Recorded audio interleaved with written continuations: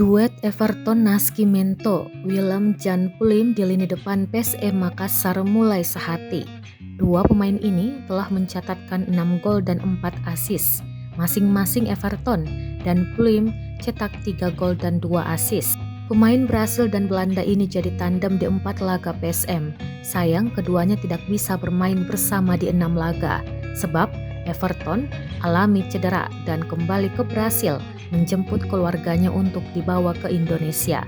Sedangkan Pluim harus menjalani sanksi 5 pertandingan dari Komdis PSSI. Namun secara konektivitas Everton Pluim terlihat semakin membaik, hal yang tak terjalin bagus ketika bermain di turnamen pramusim Piala Presiden. Silih berganti keduanya melayani di lini depan.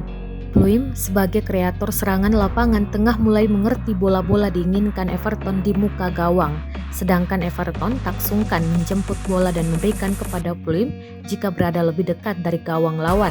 Keduanya pernah terlibat dalam gol PSM ketika menang 2-1 dari PSS Sleman di Stadion Maguwo Harjo pada Sabtu 23 Juli 2022. Kala itu Everton berhasil merebut bola dari Bagus Nirwanto, lalu mendribel ke garis 16 PSS lalu lepas umpan ke Pluim yang berdiri bebas. Dengan tenang, Pluim menyelesaikan umpan Everton dengan sempurna.